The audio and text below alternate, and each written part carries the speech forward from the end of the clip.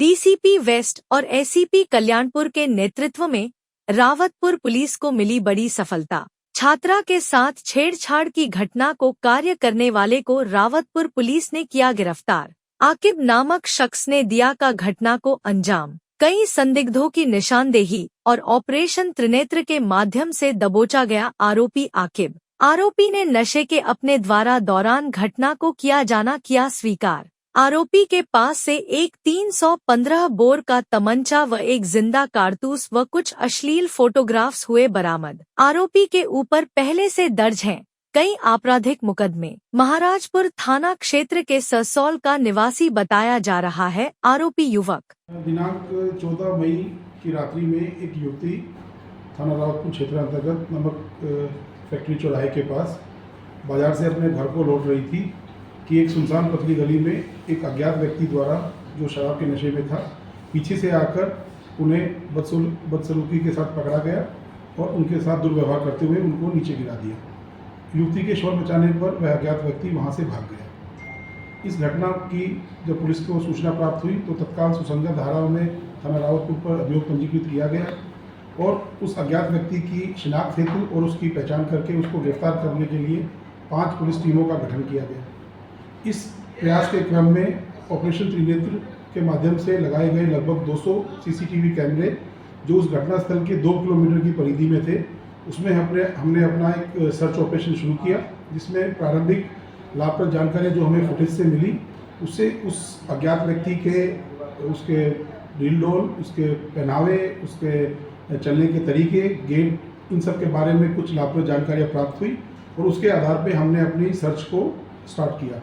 इसमें मानवीय इंटेलिजेंस का भी हमने इस्तेमाल किया और जो हमारे स्थानीय मुखबिर हैं उनके माध्यम से ऐसे व्यक्तियों की पहचान की गई। इस क्रम में लगभग 15 व्यक्तियों को पुलिस के द्वारा पूछताछ के लिए थाने बुलाया गया, जिनका हुलिया और बाकी चीज़ें इनसे मिलती थी। जो पीड़ित युवती थी उनसे भी इस संबंध में कुछ लाभप्रद जानकारियाँ उनके बयानों में उनके द्वारा बाद में भी बताई गई। जो उन्होंने बताया कि जब उस व्यक्ति के द्वारा उनको किसी से पकड़ा गया था तो उन्होंने अपनी आत्मरक्षा में उसके हाथ पे काट भी लिया था। इन सब जानकारियों से हमने अपने इस एक तरह से जो है कि ये बिल्कुल ब्लाइंड केस था उस पर काम किया और मुझे बताते हुए बहुत संतोष हो रहा है कि हमारी टीम ने अथक प्रयास करते हुए, दिन रात मेहनत करते हुए उस अज्ञात व्यक्ति की पहचान की और उसको गिरफ्तार किया गया। इस अज्ञात व्यक्ति की पहचान आकिब नाम के एक 28 साल के व्यक्ति के रूप में हुई है, जो मूल रूप से मजदूरी का काम करता है, टाइल लगाने का काम करता है। इस व्यक्ति से जब पूछताछ की गई तो उसने अपने जुर्म का इकबाल किया और उसने बताया कि मैं उस दिन शराब के नशे में था और एक युवती को मेरे को ऐसे मैंने जाते देखा सुनसान गली की तरफ, तो मैं उन्हें ये अपराध कारित किया। सर, इस व्यक्ति पर कितने मुकदमे हैं या पहले कभी इस मामले में जेल गया इस तरीके के मामले में? कहाँ रहने वाला है ये युवक जो है, ये लड़का जो है आकिब जो अभियुक्त है, ये मूल रूप से महाराजगंज थाने का रहने वाला है और इसके ऊपर पूर्व के 4 मुकदमे पंजीकृत हैं।